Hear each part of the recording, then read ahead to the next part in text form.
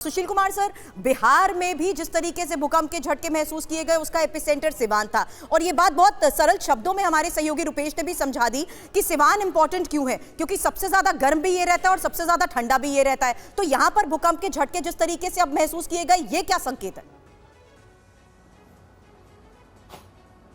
देखिए, ये basically part of the Himalayan belt ही आता है और हमें ध्यान रखना चाहिए कि 1897 में 8.7 मैग्नीट्यूड का अर्थक्वेक ट्रिगर किया था बिहार नेपाल में, और बिहार में 1934 में बिहार में एक बड़ा ग्रेट अर्थक्वेक आया था। तो ये जोन जो है पहले से ही साइस्मिकली एक्टिव है और इसमें जो स्ट्रेस एकोमुलेशन है वो इंडियन और यूरेशियन प्लेट के कोलिजन से स्ट्रेस जो एकोमुलेट हो रहा है उसके रिलीज होने से हो रहा है, और प्लेट के गर्म और ठंडा होने से स्मॉल मैग्नीट्यूड अर्थक्वेक ट्रिगर कर सकते हैं, पर उसका कॉज कोई बड़ा अर्थक्वेक मेजर और ग्रेट अर्थक्वेक तभी आता है जब वहाँ पर उस तरह की एनर्जी रेडिएट होती है, जब कोई बड़ा पार्ट ऑफ रॉक का जो ब्रेक होता है और उससे जो एनर्जी रेडिएट होती है और उससे हम लोग मेजर ग्रेट अर्थक्वेक ट्रिगर करते हैं। मतलब स्ट्रेस इतना हो जाता है कि उसे रॉक की स्ट्रेंथ से एक्सीड कर जाता है और अमूमन उनकी डेप्थ भी 10 से 20 किलोमीटर ही रहती है। और ये पर्टिकुलर अर्थक्वेक जो बता रहे हैं सिवान में जो आया, ये certainly part of the Himalayan belt के जो स्ट्रेस एकोमुलेशन है उसी का पार्ट है और उसी से रिलीज हुआ है। तो इस तरह के अर्थक्वेक जो कि प्लेट डायनामिक है और 40 से 50 मिलीमीटर पर ईयर की दर से गति कर रही है, बिल्कुल, तो उसमें स्ट्रेस जो है जहां जहां एक्सीड करेगा वहां इस तरह के भूकंप अपेक्षित आते रहते हैं। लेकिन दिल्ली क्योंकि जोन 4 में आता है, ये हर कोई बात जानता है, समझता है, लेकिन आज जिस तरीके से भूकंप के झटके दिल्ली एनसीआर में महसूस किए गए हैं, रजनीश हमारे सहयोगी हमारे साथ बने हुए हैं क्रॉसिंग रिपब्लिक गाजियाबाद से, जिनके साथ कुछ महिलाएं हैं। लोगों ने किस तरीके से ये झटके आज महसूस किए, उस वक्त क्या मंजर था, क्या स्थिति थी? सीधे लोगों से बात करें रजनीश।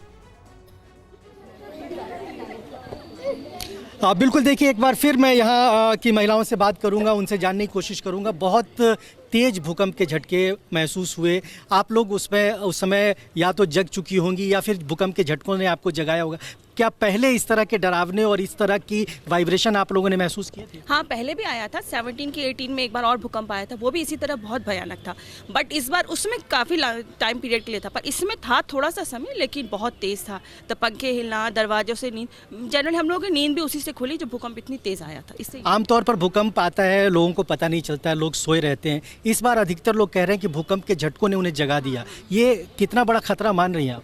बहुत बड़ा खतरा है। हम तो इतने पैनिक हो गए थे, नींद ही खुली झटकों से, और फिर समझ में ही नहीं आया कहाँ जाए, क्योंकि 19th फ्लोर से नीचे आने में भी बहुत समय लग जाता है। हाई राइज में रहने से यही प्रॉब्लम होती है, सीढ़ियों से नीचे आते आते फिर डर लगता है कहीं कुछ ऊपर से गिर ना जाए। तो ये बहुत बड़ा खतरा है हमारे लिए, बार बार अर्थक्वेक आना।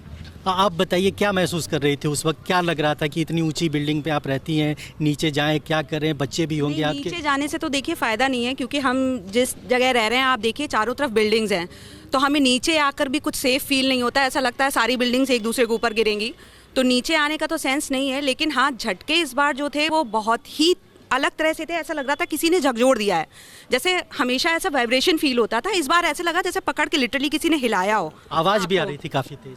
आवाज़ तो शायद चीज़ों की आ रही होगी, दरवाज़ों की आ रही होगी, वैसी आवाज़ तो नहीं, लेकिन ये पक्का था जैसे आपको पकड़ के कोई हिला देता है, उस तरह से फील हुआ। मैंने बहुत डरावना एक्सपीरियंस था आपको? बिल्कुल बिल्कुल, बिकॉज क्योंकि यहाँ पे जैसा कि इन्होंने बोला कि आसपास पूरी बिल्डिंग्स हैं, तो मुझे ये लगता है कि मतलब उस तरीके से कुछ सिक्योरिटी के पॉइंट ऑफ व्यू से कुछ एक चीज़ें आगे आनी चाहिए। बिकॉज जो लोग ऊपर रहते हैं, मतलब कि हाई बिल्डिंग्स हैं, हाई हाइट बिल्डिंग्स हैं, तो ऊपर जो लोग रहते हैं तो उनके लिए बहुत बड़ा रिस्क है। पैनिक बटन होना चाहिए यहाँ पे, असेंबली पॉइंट बिल्कुल बिल्कुल होना चाहिए, कुछ तो सिक्योरिटी होनी चाहिए। लिफ्ट यूज़ नहीं कर सकते हैं आप, लिफ्ट यूज़ नहीं कर सकते उस समय करना भी नहीं चाहिए। 20th फ्लोर 22 फ्लोर की बिल्डिंग है, बंदे कैसे उतरेंगे? वो पैनिक क्रिएट हो जाएगा, तो वो भूकंप से ज़्यादा तो वो हमारे लिए डिजास्टर रहेगा। उतरेंगे भी तो हम जाएंगे कहाँ पर? कहीं कोई जगह तो नहीं, हम जहाँ भी रुकेंगे बिल्डिंग तो ऊपर आफ्टर ऑल हमारे ऊपर ही गिरेगी, तो कोई ऐसा स्पेस तो हो एरिया जहाँ पे हम खुद को सेफ फील कर सके।